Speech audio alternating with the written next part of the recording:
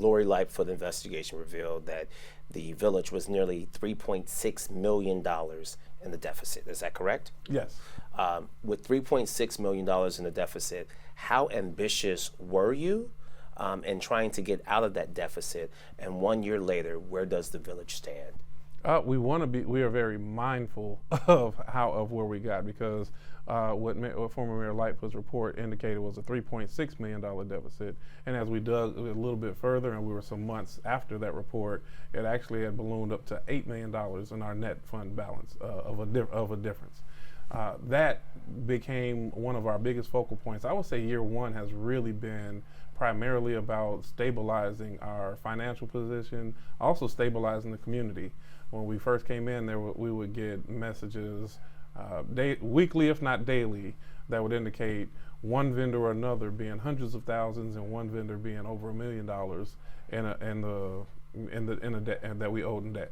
I'm glad to say that with the work that the board has done, our finance team has done, our administrator, now we don't those calls do not occur. We have contacted all vendors. We've made arrangements for those that we're able to make arrangements with. For those that are going to be further down the line, they've all been notified where they stand. So, to a point of clarification, you said while the Lightfoot investigation revealed that you had $3.6 million deficit, further review revealed that that deficit was actually $8 million. That is correct. $8 million. People might hear $8 million and say, Mayor, how do you get out of that? I mean, without raising taxes, without taxing the people, how are you doing this? At the moment, we want to make sure we are doing everything to be fiscally responsible. Any increases is an absolute last resort. So first, we got to make sure that every expense that we have is a necessary expense. And we found some inefficiencies in the way that things have been operating.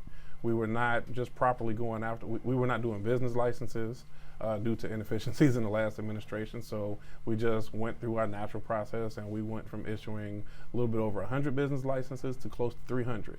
That was additional revenue that business owners were operating. They were willing to provide to make their payment because they are good businesses, and they just had not been contacted. So let me be clear. You had businesses operating here in Dolton.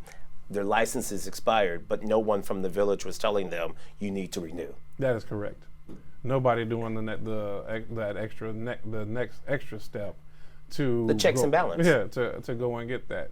And we found several inefficiencies in the way that day-to-day business has been operating that have allowed us to recognize more revenue and do it in a responsible way, and not at the cost of the taxpayers. So you ballooned and you saw this deficit of $8 million. What currently is the deficit here at Dolton? At last report I received, it's at about $6.5 million. We know month over month it fluctuates. Now, twice per year, the village gets the property tax revenue that we get it around March of the year, and then again around September in that time frame. So that's when we'll start to see our biggest shift in a positive direction. But then we also have to make sure we manage that money responsibly, so that way, from March until that next until that next period, we're able to close that gap and then and see a little bit more revenue in the positive direction. I'm going to pivot. You talk about businesses. Even if you look on MLK here, right outside of City Hall, you see what I appear to be new businesses kind of coming down or being renovated. Right here, there's a lounge with some signs, has it always been here? Are we seeing new businesses popping up in the city? We're seeing a combination of both. The businesses that you mentioned, one being a cigar lounge, another being a brunch restaurant.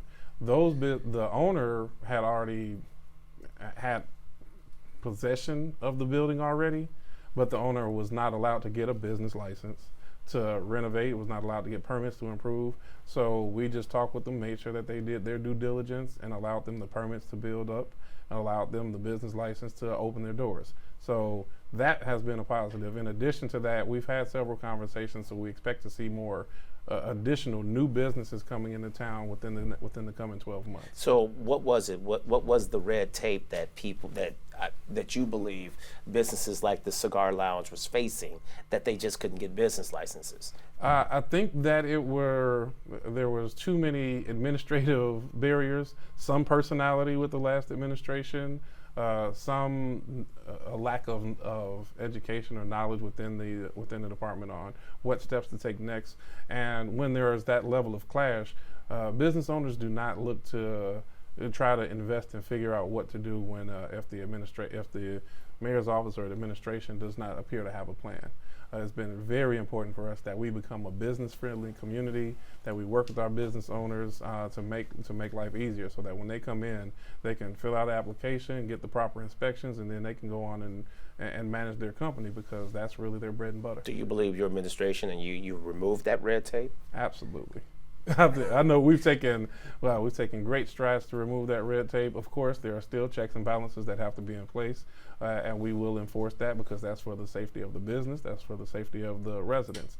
But we do have a process in place that within 3 to 4 weeks, anybody who comes in with their proper paperwork, we can get a license back to them. All right, since we're talking about finances, let's talk about the village as a whole. There was at one point you guys were looking at creditworthiness and potentially losing, that ability to even borrow money, things of that nature.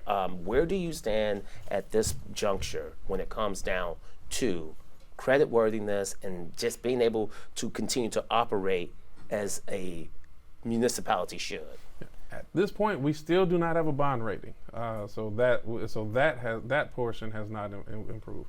But our ability to work with banks and to secure financing, we think we're well down the road. We've had talks with 2 banks about potential loan opportunities that we are still, I would say, negotiating. I do believe we will have that authority.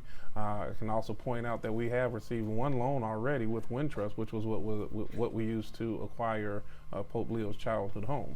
So the banks are willing to work with us. We've demonstrated good financial management. Because you had banks previously saying, we're not working with you. You saying we're going to close accounts. We had a bank that kicked us out. We had a bank, Fifth Third Bank, at the time decided that they were no longer going to offer us any banking and forced us out into looking for a new relationship. And residents might say, well, can you be very clear about why it's so important for a municipality to have a bond, to be able to, people might say, well, what does that really mean when you say we weren't bonded? Well, we want to have a bond rating, because that makes it easier for us in the event of an emergency, or if we want to do a large-scale infrastructure improvement. Bonding is the fastest way that we might be able to get funded for that. Right at the moment, it's kind of like at your house. You have the choice: if you want to buy a new car, you can either have enough money in the bank to go and purchase it, or you go out and take out a car loan.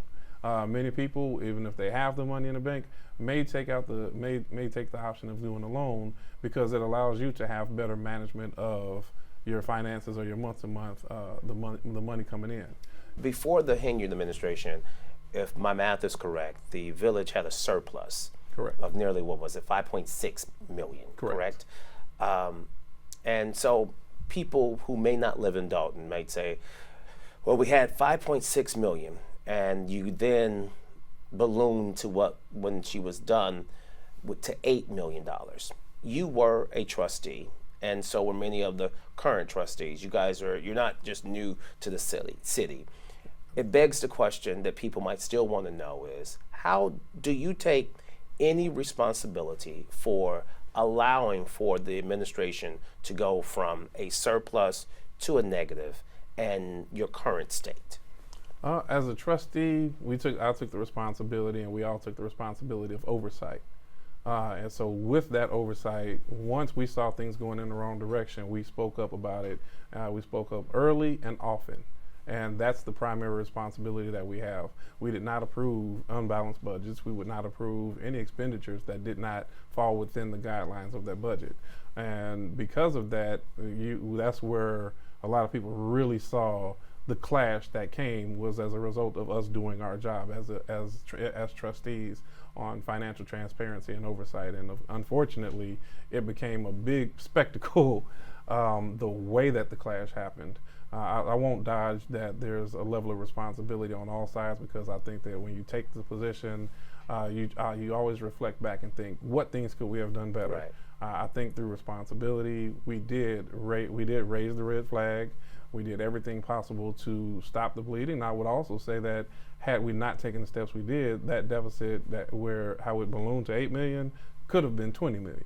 So I think that we did our jobs. It's unfortunate the way that it turned out, and now we're taking the steps. We took the steps to change the person in the seat, and we're taking the steps now to move forward in a positive direction. I don't want to talk too much about the past administration, but my final two questions about the past administration is: are you at all surprised, 1 year in office, that the immediate past Mayor Henyard has not faced any charges as of today? I really don't know that I have a stance on whether or not what's going on. I'm happy that we just are moving forward in the village of Dolton. Because I asked the question yes. because you and many other trustees at the time raised the red flags about the spending. We now know it ballooned to 8 million, but people might say, and supporters of Henyard might say, but no one is charged. It just seems like there may have just been mismanagement, maybe not illegal activity. What do you say to someone who might think that? No, I think that that's a fair question to raise. Are we talking about fiscal mismanagement or criminal mismanagement? But the one thing that's consistent is we're talking about mismanagement. That's not the way that we want to lead, that we're going to lead our community forward. All right. And my final question about Henyard is, she is currently up for election in the state of Georgia. And there was some question about her residency. We know that you won the race. You were sworn in May 5th. She claims she was still a resident of Georgia on May 1st of 2025, yet she was still mayor here in Dolton. If we're talking about fiscal responsibility, is there anyone in your administration or yourself looking to see maybe she should pay back that paycheck for those days where she claims she was not the mayor despite still getting paid to be mayor? That question has definitely been brought to the forefront within our team. When we do an analysis on the amount of money that potentially or likely was not due, and by comparison of what it would cost us in legal fees just to go after that, it may not be the most prudent thing.